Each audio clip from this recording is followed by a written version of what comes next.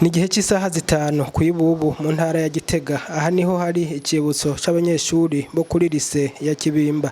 Ni naho biciwe ubwicanyi bwakurikiye igandagurwa ry'umukuru w'igihugu Melchior Ndadaye. Ibirori byo kwibuka abo bana ku ncuro ya 26 byatangujwe n'igisabisho c'umwepiskopi. Mana yanje ndigaye gose yuko nagucumuyeko, we mwiza nyamwiza nyawukundwa gose, ibicumuro vyanje ivyo byinshi umukiza wanje Yesu. Hakurikiye Intahe yacitse kw'icumu. Aha rero siho yari kuko yahungiye mu mahanga ariko yarungitse ijwi. Tuhabonye abandi mu gihugu ca Amerika, aho nsanzwe n'umuryango wanje, aba kandi ndi umucika cumu ku mu KIBIMBA. Vyabaye uwo munsi ntawo vyibagira, byaragakomera bunwa. Abanyeshuri twarageze guhunga, tugeze Kiringa baraduhagarika, turasubira inyuma. Jewe kubera nari nsanzwe niruka, bavuze ngo nibansubize inyuma, arankeneye birima dushitse imbere yiwe, baratuboha, baratwambura impuzu, udupantaro n'amahera twari dufise, baratubwira bati kuba turira kw'ibubu hamwe n'abandi. Badushorera, jewe nari hagati na hagati, ntwaye abantu 11 iburyo bwanje na 10 bw'ibubamfu, mboshwe ndi hagati yabo. Hanyuma tugeze kw'ibubu naho hari ibigabo binini bifise ubuhiri burya bwo guhiga. Akazi kabo kari uko umuntu wose yinjira mu muriro ategerezwa kuba adashobora no guhema cyangwa kwihindukiza, donc kuba paralize. Hanyuma Imana yaramfashije, bariko baradukubita amahiri, jewe nirutse nja mu muriro, ndinjiza mu kazu, rwose nibaza ko hari umuntu ashobora kuduturira, nibaza nti hariho Imana canke hariho ikintu, hari umuntu habaza kudufasha. Erega baca barugara, hanyuma nshitse aho mw'ifuru, ko jewe nita ifuru, abantu benshi basa n'abapfuye, hari nk'abiri canke ba gatatu. Hanyuma namaze mu masaha 8 ngwana, bagerageza kuza mu nzu kugira baheraheze. Rero Imana yarandokoye muri igihugu ca Amerika. Havuye hakurikira amajambo. Florence Rutamucero, umukuru w'ishirahamwe ry'abacitse kw'icumu ARG, ati: ubwa mbere nobanza gushimira Imana mushobora byose yatuzigamye kongera ikadushikana kuri uyu munsi w'igenekerezo rya 21 Gitugutu mwaka w'ibihumbi 2019, umunsi ntibagiranwa ku banyeshuri biga kuri lycée KIBIMBA, ku bavyeyi, eka mbere no ku gihugu cose.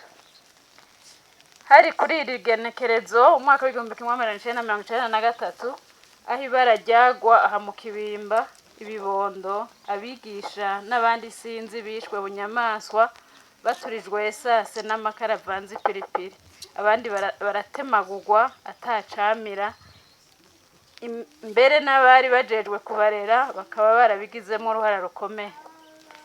Abavyeyi barahekuwe, nabo bari basangiye kurera, maze abo bari barungitse kungura ubumenyi bakaba batasubiye kubabona.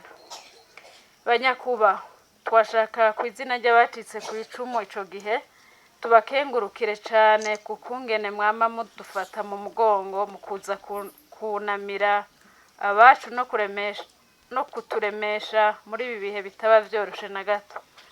Ku munsi nk'uyu biragoye kuronka amajambo yo kuvuga, mugabo ntitwogenda tudashikirije ikiri ku mutima wacu, na cane cane tukagira ivyo dusaba inzego n'abantu b'imico itandukanye. Twagira tubamenyeshe ko kuza ngaha kw'ibubu atari ukuza kuzura akaboze nk'uko bamwe bavyibaza, ahubwo ni kuza kunamira abacu, kandi tukanahimiriza no gwaruka Burundi bw'ejo ko bokwirinda urwanke ruturuka hose, ngo soko ry'akabi nkaka. Ni muri iyo ntumbero rero dusubiye gukangurira abantu bose na cane cane abacitse kw'icumu ngaha ko bokwama bitabiriye umugigwa ari benshi mu kuza kunamira abacu twabuze tutaha. Kwibuka biri muri bimwe twihaye mu ntumbero y'ishirahamwe ryishinze guharanira no gusanasana imitima yahahamutse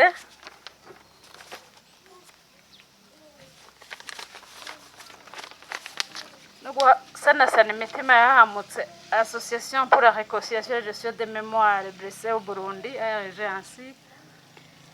Kwibuka rero biratuma twiyubaka tukamenya uko twotunganya imitima yacu n'iy'abandi bose yakomeretse, eka no guhariranira mu gihe habaye kumenya ukuri ku vyabaye, ugusasira indavi ikibi bigatuzwa, ubutungane bugakora, uwagiriwe n'icaha akagihanirwa atakujaniranya. Twagomba gusaba leta y'u Burundi ko yokwama idushigikira muri ibi bikorwa turimo, kubungabunga no gukingira iki kibanza gishunguwemo inzirakarengane. Twagomba kandi guhamagarira abenegihugu baba muri iyi micungararo ko nabone bofata icibutso nk'icabo kikubahirizwa, kuko turamaze kubona ko hari abatacubaha ibibanza nk'ibi, aho ubona bahafata nk'ikibanza co kwinezereza, ugasanga hariho abaje kuhafatira amasanamu y'ubugeni, abandi bakahakorera ibindi. Tukabasaba kandi baza ari benshi kudufasha kunamira inzirakarengane ziharuhukiye. Bashinga naye bafasoni gwaruka, imyaka 26 iraheze hano habereye ibara, ariko n'ubu turacarindiriye kumenya ukuri ku vyabereye hano, na cane cane kumenya ababiteguye n'ababikoze, Intahe ikabakubita mu gahanga, maze ntihagire uzosubira gucutsa umutima wo gukora ibara nk'iri mu gihugu c'u Burundi. Umukuru w'ishirahamwe ase genocide Cirimoso mushinga Ntahe Ruteri niyo nkuru nawe nyene yashikirije akajambo. Twebwe muri ase genocide Cirimoso ntitwigeze twemera ibi biharawe byo guca urubanza rw'ikivunga, ngo abahutu bose baramenje, ngo abatutsi bose baramenje, ngo abarundi twese twaramenje. Nico gituma n'ubu tuguma twibuka abahutu banyegeje bakarokora ababanyi, abagenzi n'inshuti z'abatutsi bariko barahigwa buhongo bazira ubwoko, kumwe n'abahutu baturubitswe kuko bari bariyamirije batarya umunwa umugambi mubi w'ihonyabwoko. Ikindi gikenewe ni umutekano mu gihugu cacu iyo kiva kikagera, duhereye cane cane kuba maze imyaka n'iyindi mu buhungiro, kubera ko ababatesheje izabo batigeze bakurikiranwa ngo bahanwe n'inzego z'ubutungane.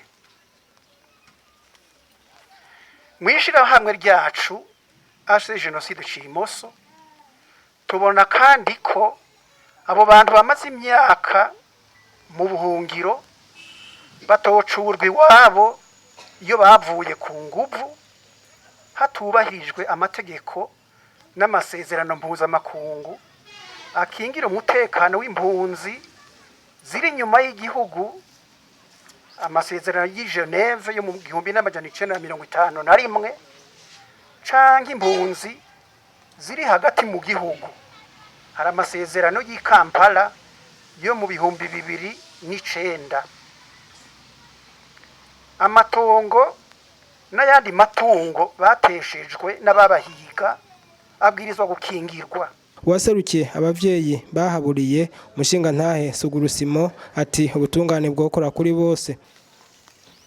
Turazi ko mwese mutaronse akanya ko kubibona igihe babishingurana iteka.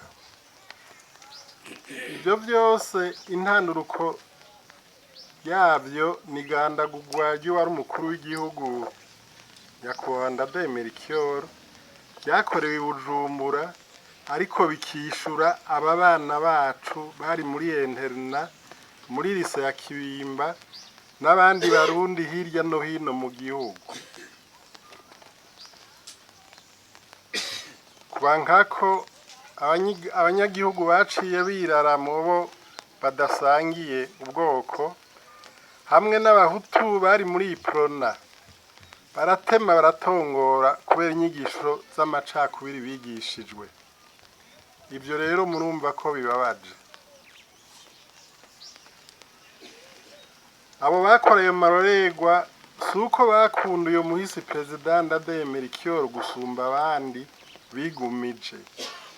Nabajana nyabahururu bagakora marorerwa y'ababatumye batiyumviriye bagasubira kwicuza mu nyuma. Tumaze iminsi twumva yuko hari abafashwe bariko baratohozwa ko kugira bamenye by'ukuri abishe umukuru w'igihugu w'ico gihe.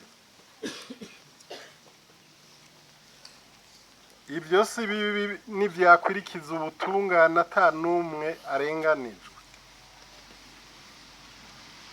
Ibyo rero bikazoca biduha uburenganzira kuko natwe dusaba leta yuko ibyo biheze boca baturonderera natwe abatugandaguriye aba bana n'abandi bose biciwe ubusa ico gihe bazira ibyo batazi, ariko bakababwira yuko babica kubera yuko uwo mukuru w'igihugu yagandaguriye Bujumbura. N'ubu turabigarutseko abantu bagifise agatima kukwica bene wabo ku gituma ico arico cose barakwiye kwisubirako bakibuka ko bakiri kw'isi bagatekereza ntibasesa amaraso ya bene wabo kuko amaraso arahuma, amaraso ni mabi. Nk'igihe cy'isaha 7 ibirori byari biheze kandi byasozerewe n'igisabisho cy'umwepiskopi. Kubashoboye gushika ngaha n'abatashoboye gushika ngaha turagushimiye ukigora umwe wese yagize mu gushika muri kino kibanza, tukagushimira no ku majambo yahavugiwe, turagushimira ku gisabisho cacu wakiriye, tukagushimira no ku gihugu cacu ciza.